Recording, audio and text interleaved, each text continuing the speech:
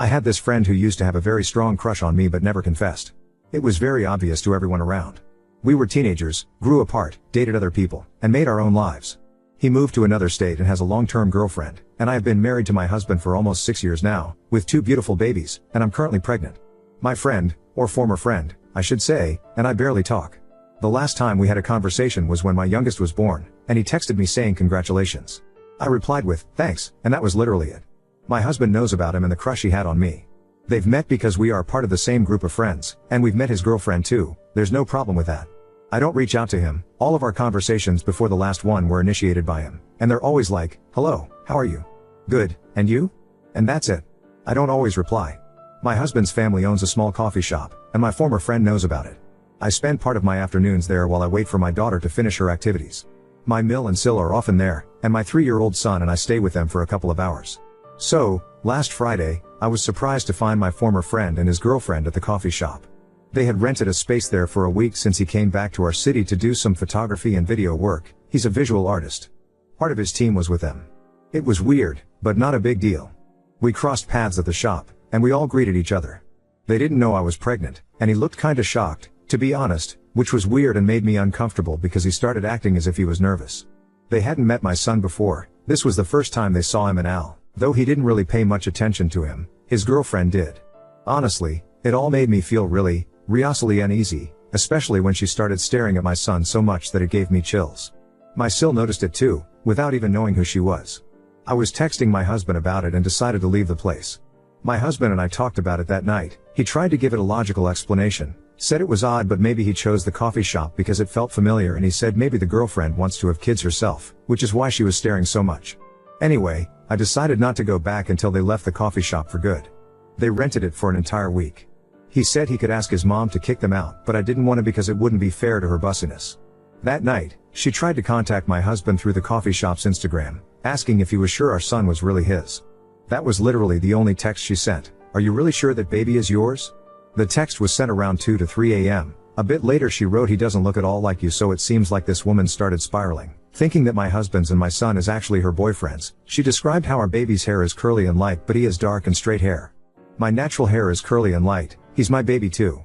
My husband has no access to the shop's account, so the next day we were woken up by a call from my Sil informing him about this. My husband is completely sure I never cheated on him, because I never cheated on him. Look, we weren't even in the country when our son was conceived. My husband was sent out of the country for work for a few months, and we all went with him. This is nuts.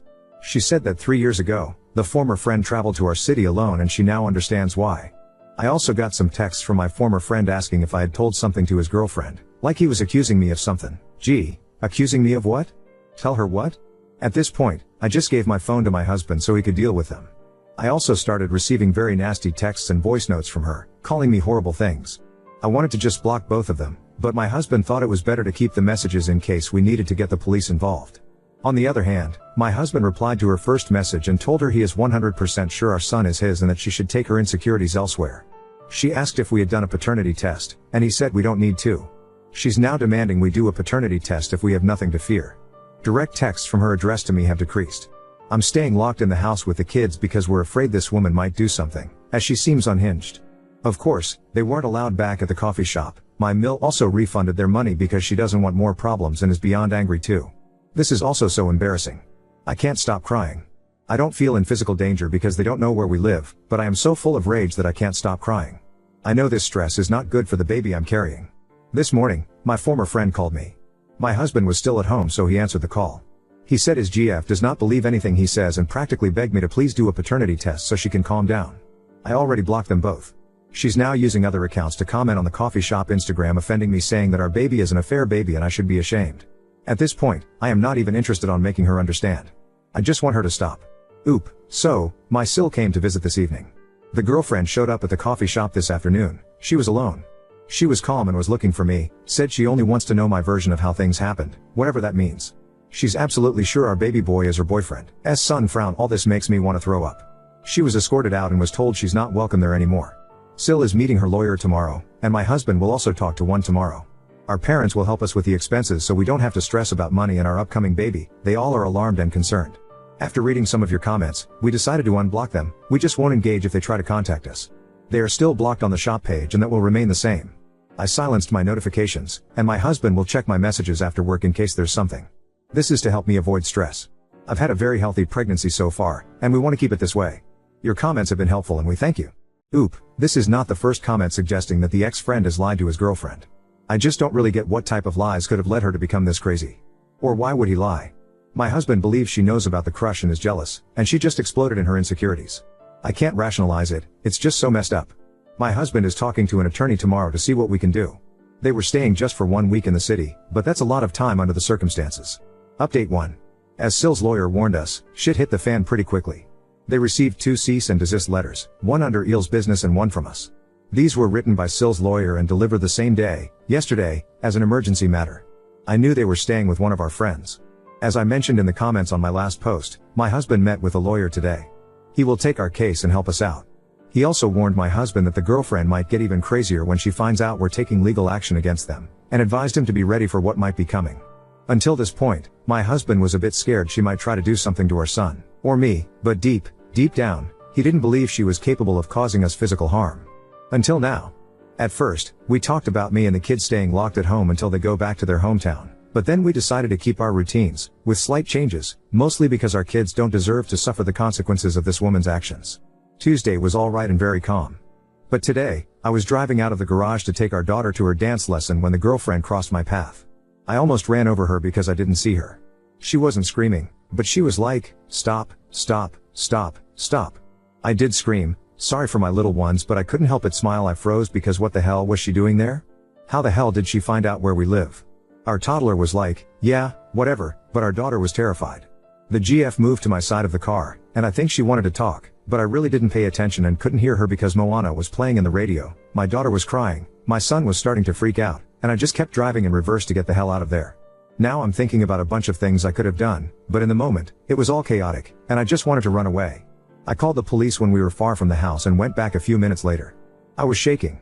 Then I called my husband, and I took our daughter to the rest of her classes so she could be distracted. It worked for her. But not for me. Jesus Christ. At least in the studio, we were safe and surrounded by people. I asked our mutual friends if they had given her or him our address, but everyone swears on their lives that they didn't. I believe them? Yesterday, they had a reunion to which my husband and I were invited, but we refused to go because it was meant to catch up with a former friend and his GF. She didn't show up, and our mutual friends told me the atmosphere was weird, to say the least. According to what they said, the former friend asked if I was coming, didn't ask about my husband, and kept discreetly bringing me up throughout the night. He only wanted to talk about this mess, asked if I was mad, and dared to say things could go back to normal if I were to do the test. He then proceeded to insult my husband, saying he was controlling me. Now, listen, friends said maybe they misunderstood, but they think he implied my son could be his. I want to throw up. They shut him down because he was upsetting everyone and told him he was being lame, or so they say. That's what happened. So, the reunion ended earlier than expected. We weren't there, but I am angry. My husband is extremely angry, saying if he sees him he's going to beat the S out of him. I'm extremely worried for our son now.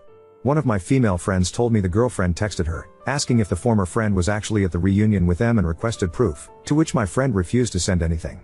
I now realize it was around the same time she was messaging us on social media, insulting me and telling my husband how she was sure her BF was banging me. I can't with this level of disrespect. Mind you, I was in my pajamas, lying on the sofa like a couch potato, watching TV with my husband at that moment, so jokes on her. It was hard for my husband not to reply, but we are following the lawyer's instructions. We will proceed to sue her for defamation. It is very easy to prove our son was conceived when we were out of the country, but if needed, we'll do the paternity test, only if requested by the court or if it helps to fix this sooner. We tried for a PO on Tuesday. We will try again to get one tomorrow, and after the girlfriend showed up at our house and we filed the police report, our lawyer says we will get it for sure as an emergency resource. Legally, she can't visit the coffee shop either. We're staying at my Sill's place tonight. None of my friends know we're here, and I don't even know where she lives. The kids are alright, they know something is going on, but they seem to be at peace. Our daughter was back to normal after her dance lessons. She is excited because she gets to have a sleepover with her cousin. Our son was mad because he misses his bed. Yeah, buddy, I'm not buying it. It's the same bed where it's so hard to put him down, lol. He gets to sleep with mom and dad tonight, though I don't think I'll be able to sleep. My husband is out installing a Ring camera at our house, just in case he, or both show up. His dad is helping him, so he's not alone, but I will feel more in peace when he comes back to us. We decided I'm staying here with our son tomorrow. I work from home, so it's not a problem for me. My husband will take and pick up our daughter from school. I'm not scared anymore, but I really am. I'm mostly very angry at both of them, but I am remaining calm for my baby. I'm just focusing on the fact that we are safe at the moment, and that's working to ease my mind. Once my husband gets back to us, I'll be totally at peace. Right now, all I want to do is cry and be with my husband and our kids. Sil, Mill, and my mom keep telling me it's like a stress release, and hormones are making it way worse for me. It's Wednesday. They're supposed to leave on Friday or Saturday, but during this weekend, or that's what we assume. Not having them physically near us will be a great relief. I just want this to end.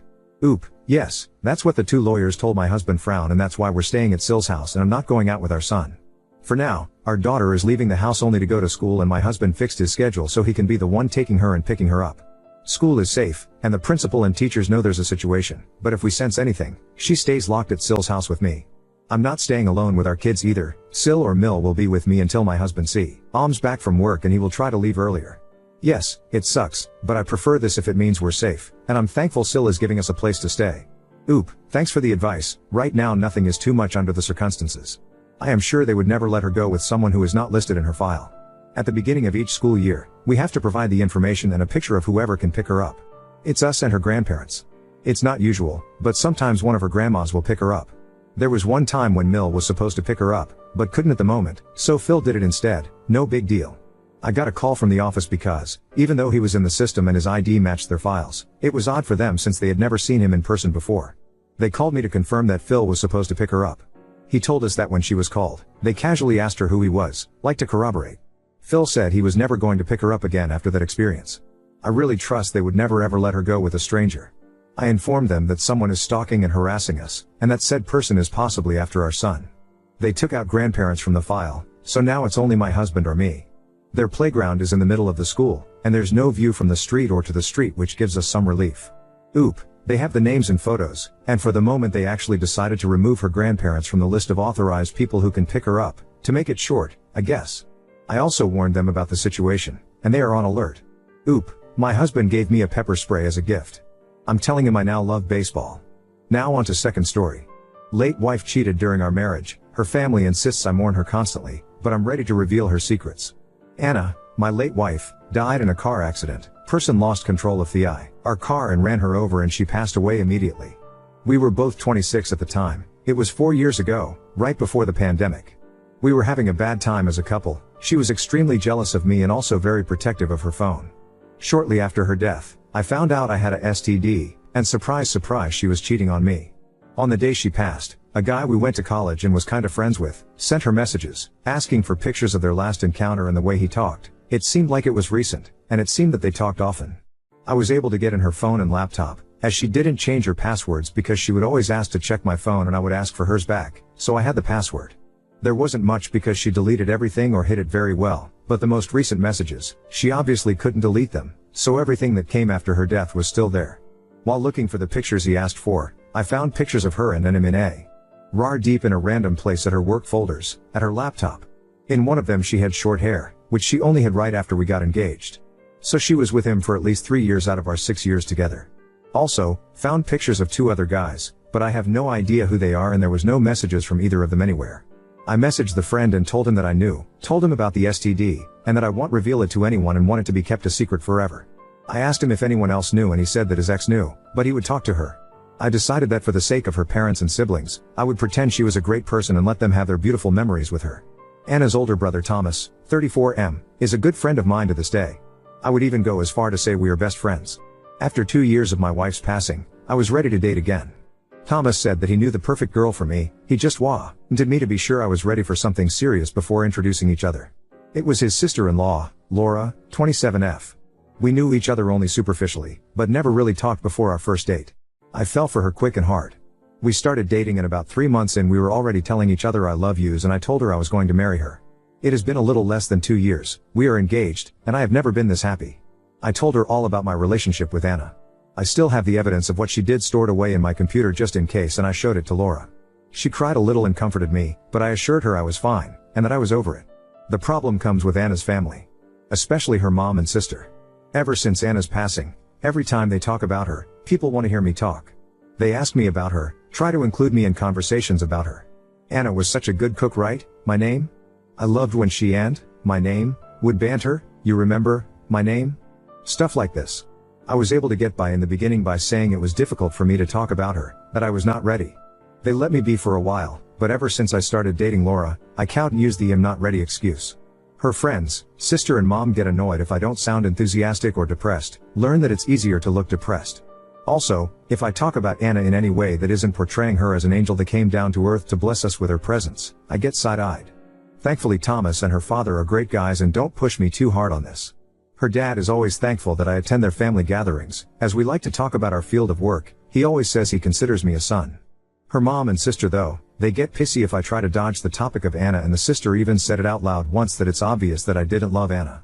She apologized after, but I mean, she isn't wrong, by the end I didn't, and sure as hell don't now. Look, I'm over what happened. I don't feel hate for Anna anymore. I sometimes catch myself wishing she was alive just so I didn't have to pretend anymore, but also because her death was a tragedy. A lot of people loved her. Her friends organize a reunion for her birthday and those are incredibly hard, and even though I know her AP will be there, I go because I know how much she meant to those people. But this is all starting to get to me because it's affecting Laura. I can't say I love her in front of these people. I can't even hug her, and Anna's sister gets all moody. Her best friend stopped speaking to Laura. They were also friends. Anna's mom even came to us at Thomas's birthday party last week and asked us to stop dancing to respect her grief. She also contacted my mom and Laura's parents to say that she was incredibly disappointed that I proposed to Laura so soon, saying that we are moving too fast. It's been 4 years, even if she wasn't a cheater, more than enough time has passed. I'm just over it and am seriously considering telling all of them what happened, just to get the weight off my back. Wibta if I did this? NTA Update 1. Something that I want to add because I didn't feel it was relevant before, but seeing so many people saying so many mean things about Anna, made me feel like it's relevant, just for some people to understand how I feel about her. Maybe it isn't relevant, but I feel like saying it and putting out there. Anna loved me, she really did. She wasn't some monster that wanted me to be miserable and make me a fool. I saw the way she talked about me to other people. She loved me. She was worried I would divorce her and was talking to people about how to turn around our marriage, how to put it back on track. The issue was that she had a kink, and I absolutely had no desire to partake in it. She asked a couple times, once early in the relationship, and another time after we got married, and I refused unequivocally but H times and was particularly judgmental about it. All the pictures I found were of her in those kink scenarios. So yeah, she was sexually frustrated and used those men to satisfy her kink. But she loved me. She was just very selfish, dumb and reckless. I really believe this. And I say all of this because she was a really terrible wife. She cheated on me for years because of a fucking kink. But she was not a terrible person, she was only a terrible partner. There is a reason so many people loved her so much. I went with my gut feeling of talking to Thomas.